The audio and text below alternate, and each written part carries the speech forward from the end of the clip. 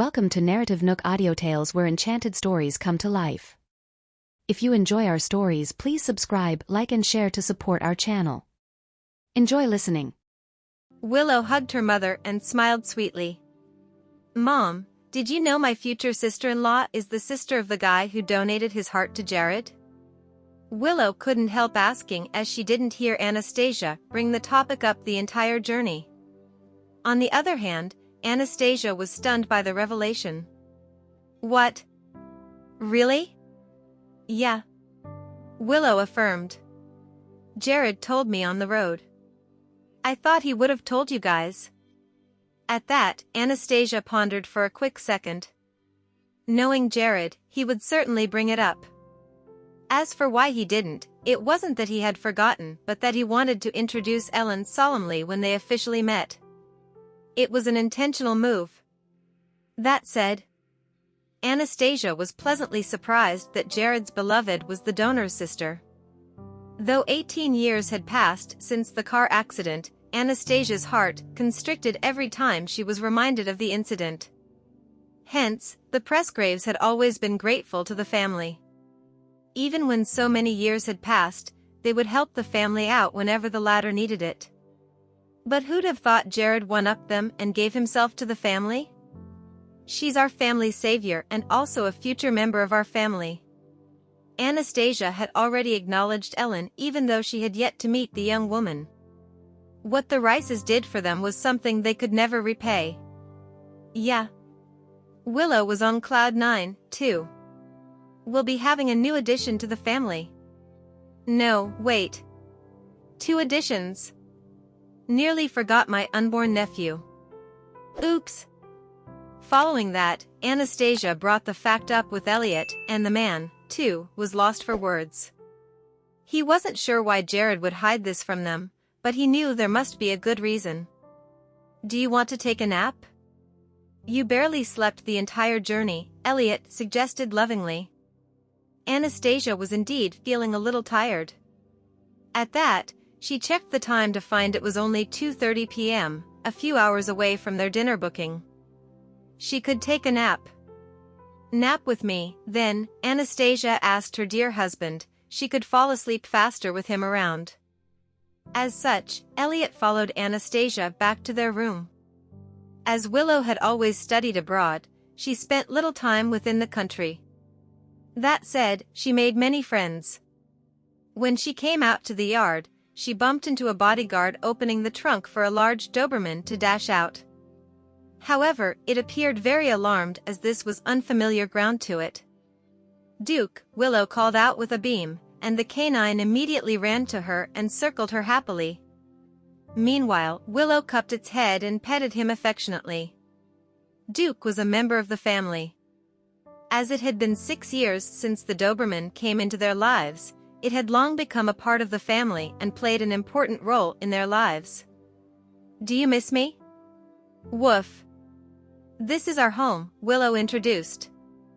I'll find you a spot for your bed, but don't run around, okay? Duke gazed at Willow as though it understood her, then ran happily for a few circles before following Willow into the house. Jared, on the other hand, had returned to Ellen, who was taking a nap in the master bedroom right then. She was honestly really lethargic. Meanwhile, Jared tiptoed to her side and watched her sleep. He didn't have the heart to wake her up, and there was still plenty of time. No rush. Let her have a good nap. One reason Jared didn't tell his parents about Ellen's identity was due to the complicated arrangements. Plus, she never received a sliver of his family's kindness and was instead bullied and neglected by the Aguirres. Hence, even if his parents were grateful for Ellen, she never received warmth in her life in the past. At the end of the day, he decided to find a good time to bring this up with his parents after they returned. Now, the Presgraves weren't only grateful for Ellen because of her brother's generosity and because she was willing to give them a progeny. In actuality, Jared didn't want her to suffer such torment, but Ellen was anticipating the growth and arrival of their little one every day now, even though she started off rather lost and overwhelmed. Ellen woke up naturally at 4:30 p.m., but she was still startled when she opened her eyes. Shoot, what time is it? Just as she was frantically getting out of bed, the man on the couch reassured her gently. Take it easy. It's still early. Seeing that Jared had returned, she heaved a sigh of relief. What time is it? Have I overslept? 4:30. The dinner reservation my parents got is at 6. We have plenty of time, said Jared as he sat next to her and draped her jacket over her shoulder. It was already winter, and it felt a little chilly when she had just woken up. At the thought that she was going to meet his parents, and that she was the only one remaining in her family, Ellen couldn't help feeling sad. From now on, you're a Presgrave too. We will be your loving family, Jared comforted her. He immediately knew what was running through her head when he saw the bitterness in her eyes. With that, the sliver of bitterness in Ellen's heart was driven away. Okay. She nodded while leaning in his arms. And I will be your dutiful wife. At 5:00 p.m., the Presgraves headed to the restaurant. They had come in advance to wait for Jared and Ellen's arrival. Meanwhile, in Newtown, Jared and Ellen had also departed under the bodyguard's escort. Back in the restaurant's private room, Elliot and Willow were discussing her future, and he enjoined her about thinking twice when she wanted to go anywhere dangerous. As she interacted with antiques, Elliot worried that his precious baby girl would get curious and follow others into a graveyard. That was very, very alarming. Relax, Dad. I wasn't born yesterday, Willow said to her father. However, to Elliot, Willow was a child no matter how old she became, and he wouldn't feel assured unless he enjoined her anything 3 times. After all, he personally raised this little one up. No way was he going to let anyone take advantage of her. However, at the thought that he would eventually have to marry a man, he didn't feel too happy about it. When has your father ever seen you as a big girl? Anastasia teased. Willow felt loved. Growing up, she did love to hide behind her father whenever she made a mistake or got into trouble, as he would take care of it every time. Hence, she knew her father would forever be her strongest support, and it also made her fearless. The more Elliot spoiled her, the more daring she became. Just then, Jared led Ellen through the door, and the Presgrave couple looked with gentle gazes in their direction at once. Anastasia stood up and greeted Ellen even more so. Hi, Ellen. I'm Jared's mother. The young woman was awestruck, for she thought it wouldn't be an exaggeration to assume her future mother-in-law was only a few years older than herself. She looks so young. And she's absolutely stunning. Ellen. Just then, a sweet, crisp voice rang out beside her, and she found a gorgeous girl greeting her. Though abashed, she still looked up at Anastasia and greeted, Hello, Mrs. Presgrave. A chuckle escaped Anastasia as she extended her hand out for a handshake. Just call me Mom like Jared does, Ellen. From now on, you're my other daughter. Anastasia's words truly touched Ellen, and she couldn't help but well up with emotional tears. Mom, she said with a quivering voice. It had been far too long since she had addressed anyone with the word. Yes, dear? Anastasia replied with a smile. Meanwhile, Willow handed Ellen a paper napkin and said, Hi, Ellen, I'm Willow. Hi, Willow. Ellen was immediately in love with her future sister-in-law as well, and as she looked up, she found that her future father-in-law had gotten up from his seat as well.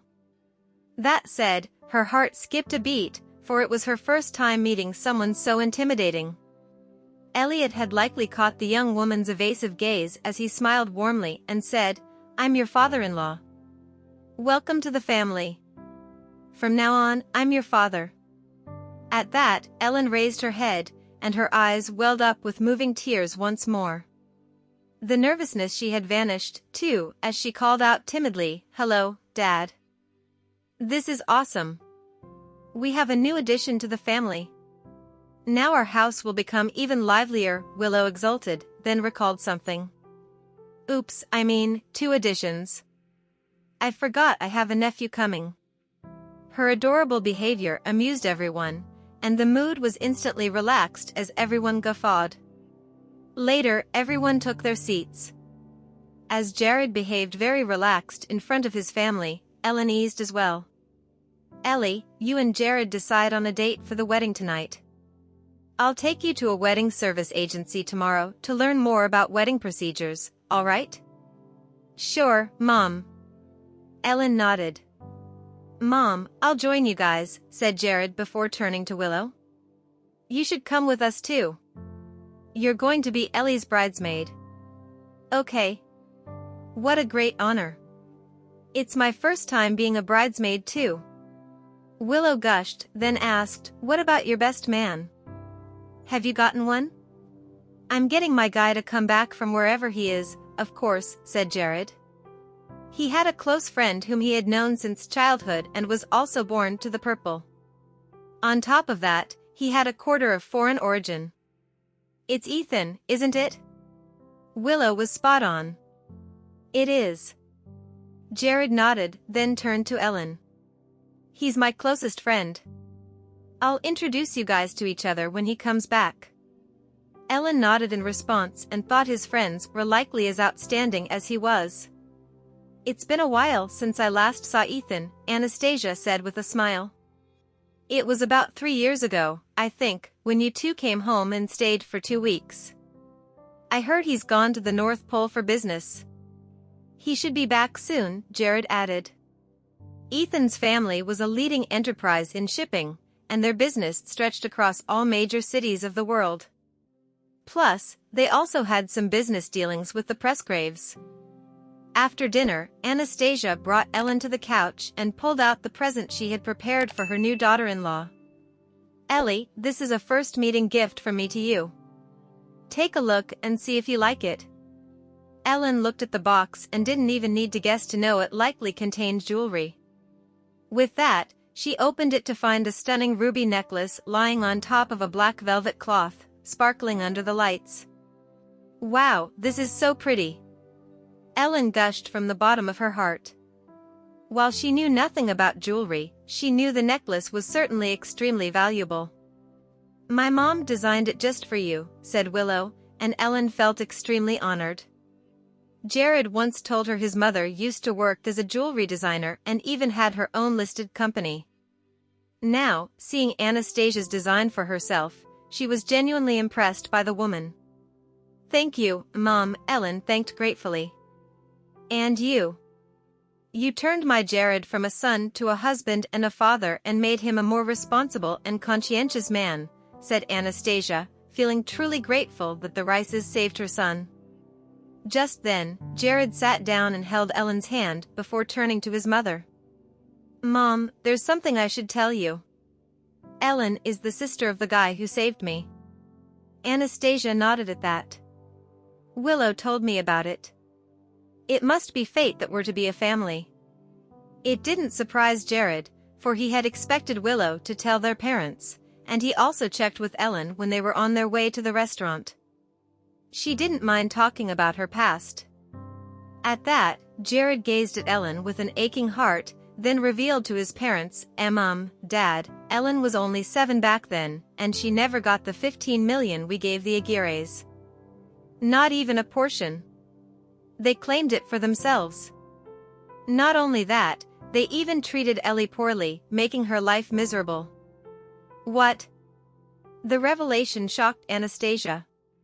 "If my memory serves me right, Mr. Stark told your father to have a chat with them because they had a daughter who was looking to study abroad. Was it not Ellie? The girl the Aguirres asked us to pull some strings and sent abroad for studies wasn't Ellie but their own daughter. They gave her the best of everything but left Ellie under the care of a great-aunt. Not only did they neglect her, but they wouldn't even give her a single penny." Jared's narrative shocked and angered Anastasia. The person who donated their heart was Ellen's brother.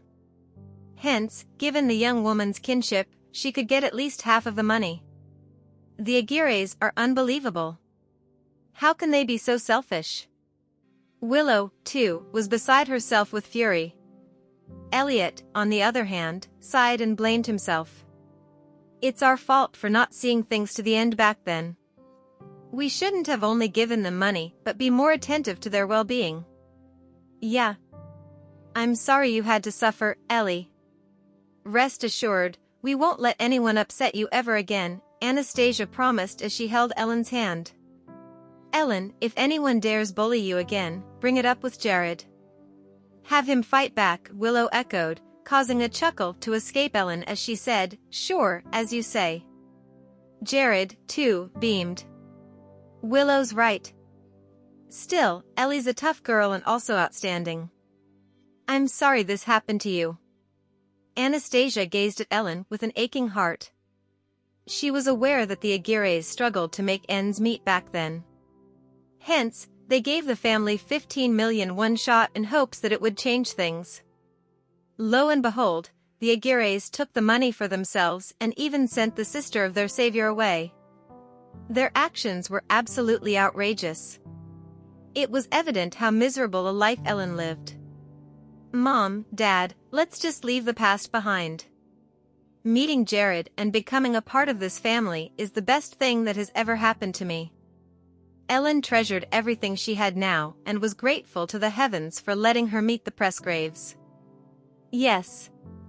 Anastasia blinked her teary eyes and nodded with a smile. This is the heaven's best laid plan. I promise you, Ellen, Jared will make you the happiest woman in the world, Willow assured. Ellen was touched. This is the best blessing. It was already 8:30 p.m. before they knew it, so Anastasia had Jared take Ellen home to rest early so as to discuss the wedding the following morning. On their journey back, Jared and Ellen checked the calendar together for the best wedding date. Ultimately, they settled on the 18th of February as it would give them a whole good month to prepare. Anastasia was still beside herself with fury as the night grew late. She thought the Aguirres were terrible. They had even donated $700,000 so that the girl could enter and stay in her dream college. Of course, Anastasia was more than happy to go all out for them. But now that hearing the Aguirres used everything on their own daughter but neglected Ellen, Anastasia was outraged. Why can't Ellen also enjoy the same privilege? All they had to do was ask. We will certainly see that Ellen gets to study abroad even if she wants to attend the world's best college. This is absolutely infuriating.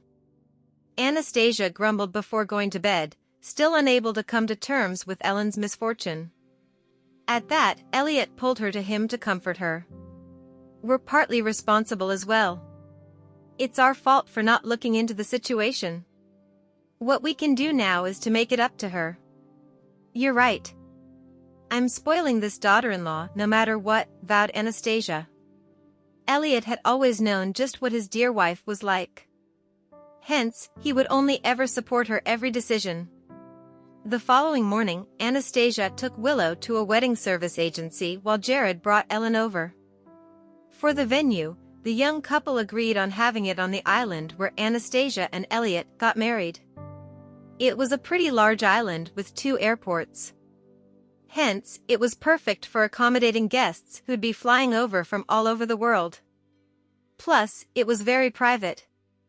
Jared didn't want to give Ellen a grand wedding so that people would comment on it, but he only wanted to give her the best of everything.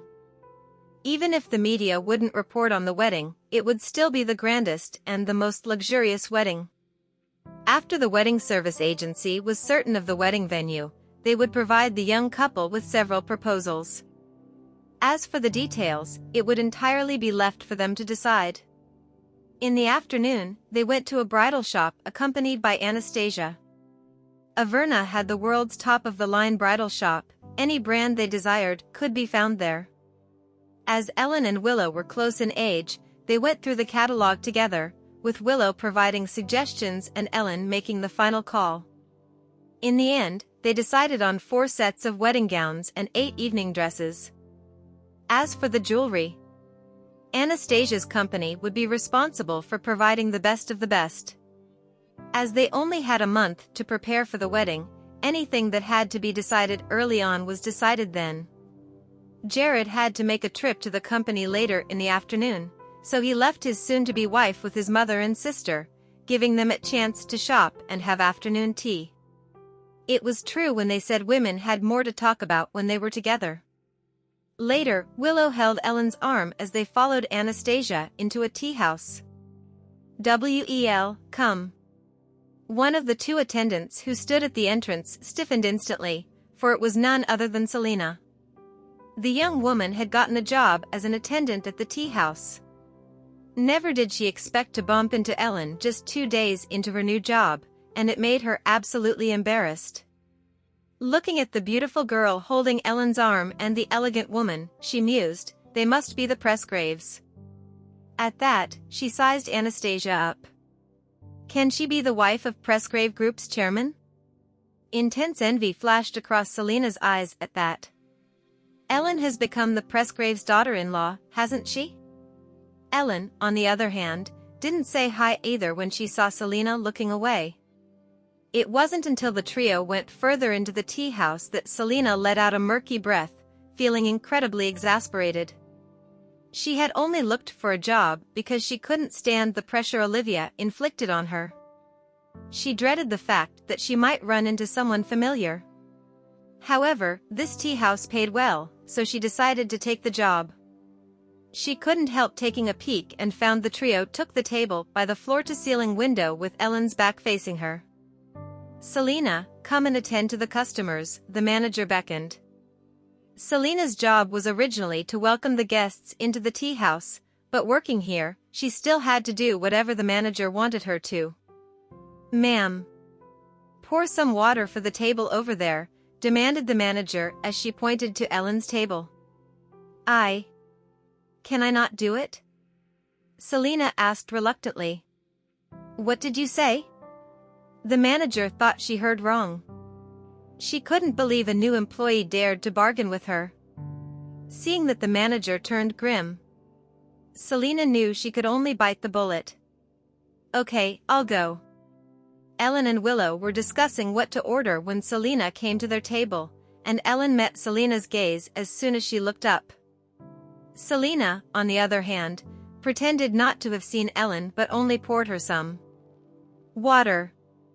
Meanwhile, Ellen thought her uncle's burden would lessen now that Selena was willing to take up a job. At that, she pushed her cup closer to Selena to make it easier to pour the water. "Ellen, you can pick whatever jewelry you want from my mom's company," said Willow, and Anastasia echoed, "Yeah. I'll send you the catalog later. Pick as many sets as you like."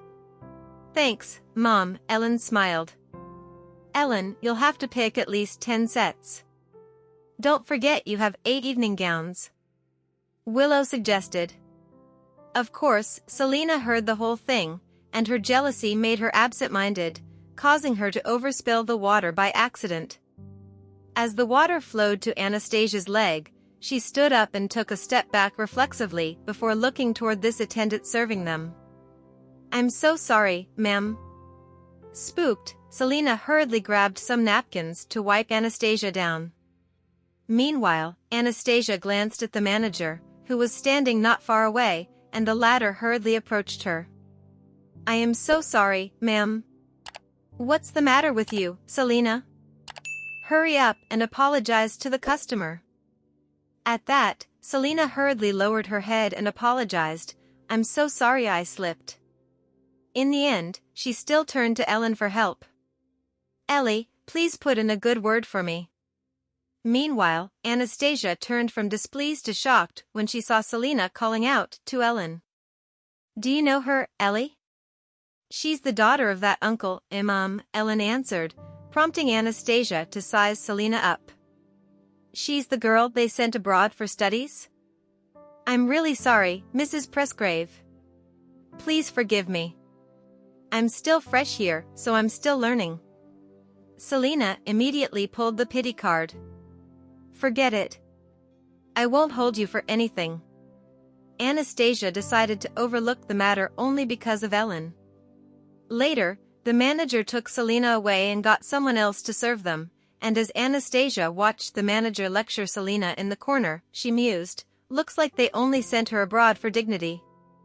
She didn't end up learning anything practical. "Ellie, do you want to invite your uncle and his family to the wedding?" Anastasia asked. She knew it was something she had to check with Ellen, and if the young woman said yes, they would just do it according to her wishes. It was justifiable, too, if Ellen said no, for even Anastasia didn't want to forgive the Aguirres for what they did to Ellen. Ellen had actually thought about it, and she thought it wasn't morally right if she didn't invite her uncle. Hence, she nodded. "I'd like to invite them if they're willing to come." "All right. I'll have them send the invitation over. It'll be up to them whether they want to show up." Anastasia nodded. Meanwhile, in the corner not far away, Selena stood gazing in Ellen's direction with envy and jealousy. However, she couldn't harm Ellen anymore, for Ellen had people to defend her now. Plus, she dared not bet on her life anymore. She had had enough jail time. Now, she just wanted to live, and judging from what she heard about Ellen's wedding, the latter's life had reached a height beyond her imagination. Just where had I gone wrong? What have I done to lose to Ellen when I started off so much better than her? Even until Ellen left, Selena still couldn't figure out what she had done wrong. Plus, what happened with Charlie trampled her dignity and crushed her confidence, causing the social circle she tried so hard to build to come to nothing. Rather, it became her life's burden. The balderdash and big talks she made now taunted her, putting her in a state where even she looked down on herself. The path that she didn't take by herself would eventually send her back to the starting line one way or another. Meanwhile, Jared dialed a number he hadn't called for a while as he stood in front of the floor-to-ceiling window in the CEO's office of Presgrave Group. "Hello?" The line connected, and at the same time, howling wind could be heard from the other end of the line. "Has the North Pole wind not sent you back home yet?" Jared couldn't help teasing. "Jared, perfect timing." "Really? Why would you say that?" "I'm scaling a mountain." The sound of something sharp piercing into the snow could be heard as he spoke, worrying Jared instantly. At that, he made it a quick one. "All right, I'll just say this. I'm getting married on the 18th of February, so you get yourself back here to be my best man." "Wait, what? You're getting married? You could have at least given me a heads up." Ethan huffed. "Stay safe. I'm waiting for you." Jared kept his words concise, for he feared for the safety of his adventurous friend. "All right, I promise I'll come back in advance. See you, then. Stay safe." Jared couldn't help reminding him. The Presgraves were speedy when it came to getting the wedding ready. The private island was immediately reserved for 3 months, becoming a place for the Presgraves to welcome the guests. The invitations were sent out very quickly, too, and Ellen provided them with Connor's address, which Connor gave her the last time.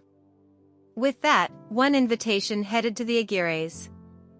The Presgrave staff assigned to send the wedding invitation to the Aguirres had to hand-deliver it to Connor before he could leave, and it sure as hell was an adventure for him, for he had to ask for directions several times before he was finally certain which was the Aguirre's address.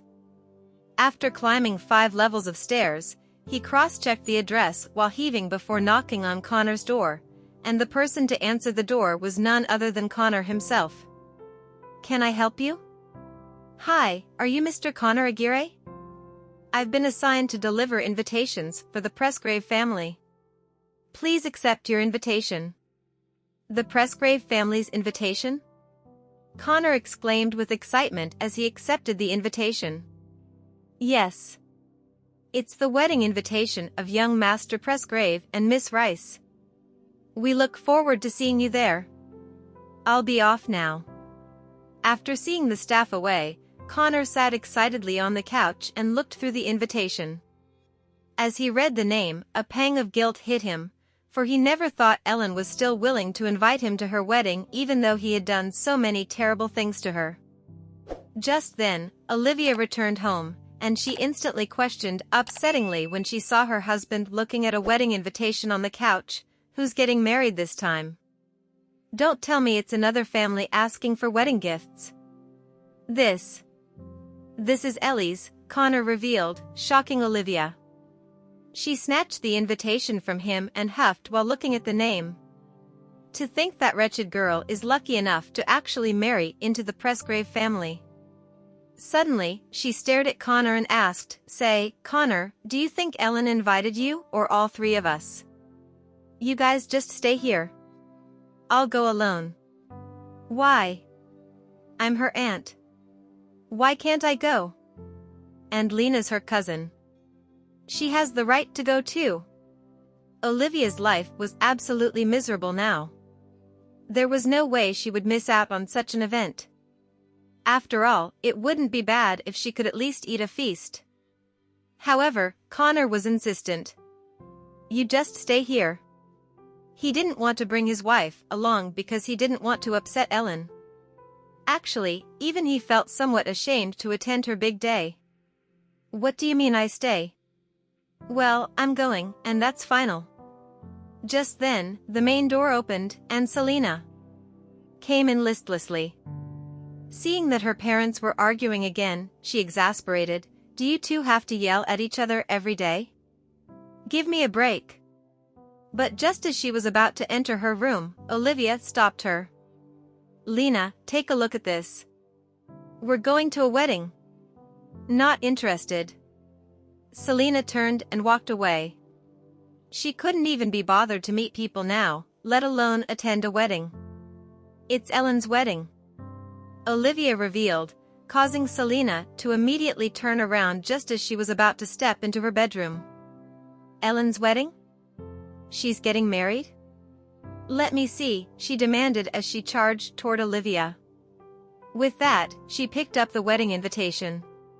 Connor and Olivia were so focused on the bride and groom that they didn't take a good look at the venue. While Connor went out to make the call, the mother and daughter gazed at each other, and Selena said while biting her lip, "I'm going no matter what. We'll just sneak over if she won't let us attend. The most important thing is to get on the island." "Mom, we're not just going there to enjoy ourselves. The most important thing is that the world's richest people will be attending the wedding. As if I'll ever need to be a server again if I can befriend a few of them." Selena's confidence suddenly returned. She believed her identity as the bride's cousin was enough to keep up the appearance. Outside of the house, Connor still shamelessly called Ellen after taking a drag. It rang for 7 seconds before Ellen's voice finally came through. "Hello? Uncle Connor? Ellie, I'm not calling it a bad time, am I? No, I got your wedding invitation. Congratulations.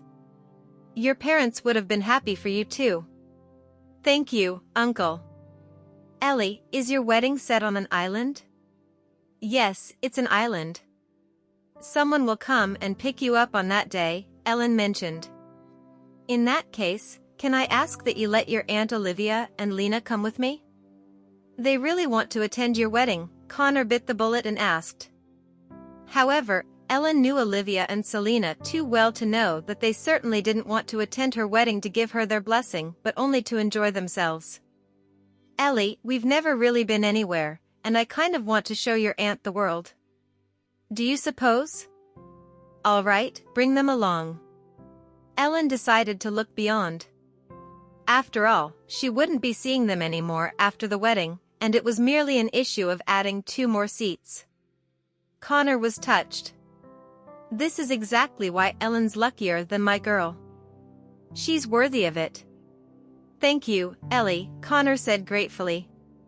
"All right, I'll see you on the wedding day. I have to go now." "All right, see you then." Connor hung up at that, then heaved a sigh of relief. When he went back into the house, he found 2 pairs of eager eyes staring at him. "Can I go to you, Dad?" Selena asked. Meanwhile, Ellen's generosity came to Connor's mind as he gazed at his wife and daughter. Ellie said yes. He nodded. "Yes. Holiday on an island, here I come." Selena exulted, forgetting whose coattail she was riding on for a moment. Olivia, too, heaved a sigh of relief. Life hadn't been kind to her nowadays, so it was great that she could escape this hell for a moment. What was more, it was an all-expenses-paid trip, and she would get to witness a super-rich's wedding. Of course, she knew Ellen would be the happiest bride in the world that day.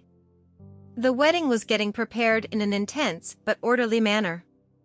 In order to help Ellen adapt to the weather and lifestyle on the island, Jared decided to bring her there 2 weeks in advance, and because the young woman had a poor appetite, 4 chefs were brought along with them, dedicated to taking care of Ellen's diet. With that, Ellen would be living her last days as a bachelorette on the island. Her wedding and evening gowns would be tried on by her on the island itself so that she could be entirely relaxed before the wedding. Elliot and Anastasia would be joining them, naturally. Willow, however, would only be joining her family later as she had an academic exchange course to attend. For Ellen to travel comfortably, the Presgraves deployed their largest private jet, and the following morning, Ellen sat in the lavish cabin with Jared by her side as they flew for an hour. The next time she stepped on the ground, the weather had become super pleasant, and Ellen thought spring was in the air. At that, she spread her arms to feel the breeze, then looked up at Jared. "I love it here." "We'll stay here as long as you like," Jared said with a smile, then held her hand and took her to the waiting vehicle, which took them straight to the villas. By the time they arrived, their luggage had been delivered and sorted out by the housekeepers. After lunch, Ellen eagerly changed into a dress and headed to the beach.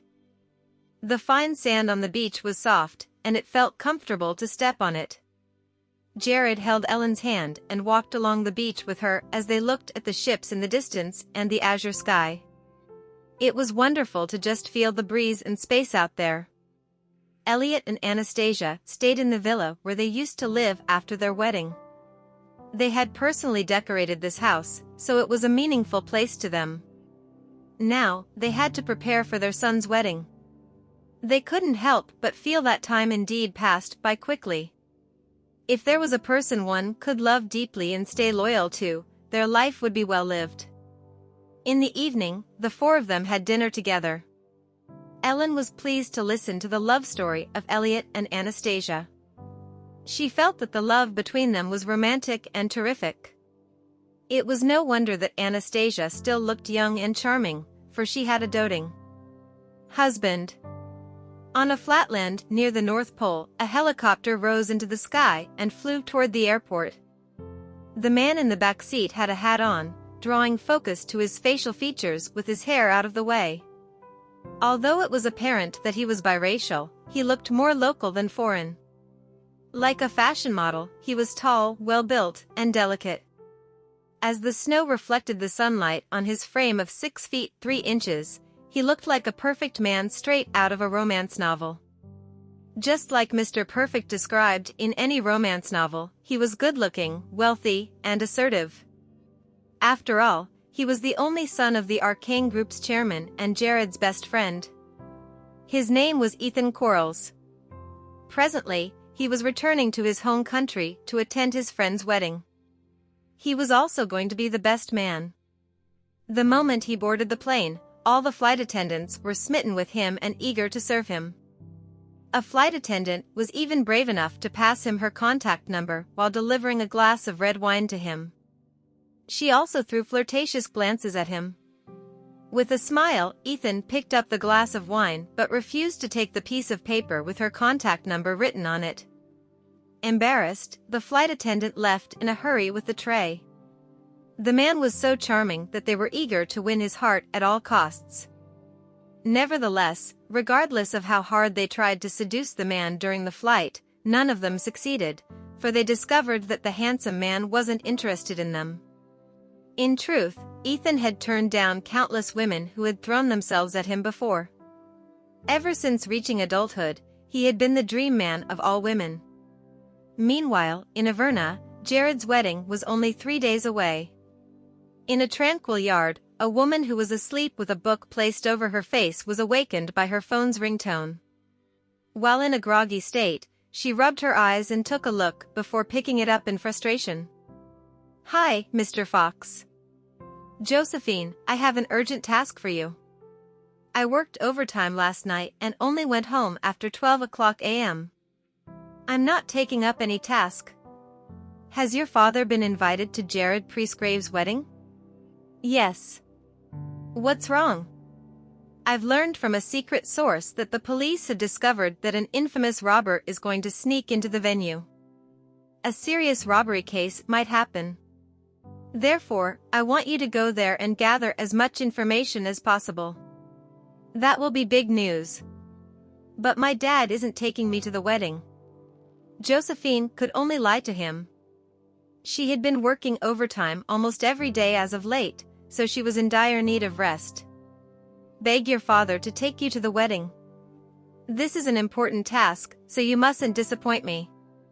You're about to be promoted, so you have to show the higher-ups your capabilities. Isn't becoming a host your dream? Work harder and you'll realize your dream. If my memory serves me right, it's the 9th time you've promised to promote me this year. You're getting better at giving false hope, eh? Josephine retorted matter-of-factly. Work harder and your dream will come true one day. Go and tell your father to take you with him. You must bring back some useful information. Why have you chosen me, though? This can't be helped. Only your family is wealthy enough to be invited to the wedding.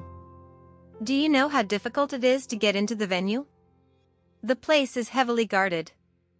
In that case, why would a robber be able to sneak into it? He's an infamous robber with the most advanced equipment and impeccable skills, after all. Furthermore, many people are going to attend the wedding, so some mistakes are inevitable. Anyway, it's just a piece of information that hasn't been verified. Just go there and play it by ear. Josephine replied listlessly, "Got it." After the call ended, she lay back down on the chair and slumbered off again. At the airport of the island where the wedding would be held, there were many planes from all over the world. It was the 3rd airport that was in operation. Presently, an aircraft emerged from the clouds and swirled around above the island. Around 15 minutes later, it landed on the floor safely. There was a unique totem on the plane that represented a powerful family. Soon, a tall and handsome man elegantly walked down the ladder. Instead of putting on his coat, he grabbed it in his hand. His black shirt made him look mysterious and charming. "Welcome, Mr. Quarles." Several people came over and greeted him. Ethan nodded and took a look at his wristwatch. "Fortunately, I arrived just in time." He then got into a car and headed straight to the wedding. Not long after he entered the villa, Jared came looking for him in a beach buggy. Since they were best friends, they greeted each other as usual, which involved fist-bumping and teasing one another. "You look so different in a wedding suit. Been very happy, eh? If you're envious, get yourself a girlfriend." As Jared looked at the man's bulging muscles under his shirt, he couldn't help but thump his chest. "We haven't met for half a year, and you've become more muscular." Ethan struck the other party's chest as well. "I thought you'd slack off since you mostly stay in an office. You're just as fit as ever." Haha. After the greetings, they smiled at each other. Although they were not related by blood, they were just as close as brothers. "Where's your wife? You haven't introduced her to me yet." Ethan poured 2 cups of water and passed one to his friend. "You'll see her during dinner. She can't move around since there are too many people." "Why?" "I'm a dad now." Ethan looked enviously at him. "That's quite some progress, huh?" A happy smile formed on Jared's face. He felt nothing but content at that moment. Certainly, Ethan was pleased that his best friend had found the right woman. He was envious of the man for his bravery to get married, for he didn't have the confidence to do the same. "Have all the guests arrived?" "Most of them have arrived, but some of them are on their way," Jared replied. Meanwhile, after a cruise ship stopped at the dock, the guests started leaving the vessel. A wealthy-looking woman took her daughter's hand and came out of the ship. Just then, a pair of excited mother and daughter crashed into the wealthy lady, causing her to bump into the railing. She turned around and snapped, "Hey! What's wrong with you? Watch where you're going. Do you think it's your home or something? Why can't we cross over?" Olivia whirled around and retorted. Although she had indeed bumped into the woman, she didn't think she had done anything wrong. "You're unreasonable." The wealthy lady glared at her. Seeing that her mother was incensed, Josephine quickly appeased her. "Forget it, Mom." "Why should I forget it? I can't believe there is such a mannerless person in the world. Not only does she refuse to apologize, but she's also unreasonable." Olivia had always been hot-tempered, so she instantly blew her top upon hearing that. After all, she had lived a luxurious life for a long time. She snorted. "So what if I refuse to apologize?" An infuriated Heidi said to her daughter, "I thought only well-mannered and important people were allowed to attend the wedding. Surprisingly, there's a guest like her." Thank you for listening. If you have enjoyed this story, please like and share so others can see it too. Also hit the subscription button and notification bell so you can be notified on our next release. Thank you for your support. God bless you.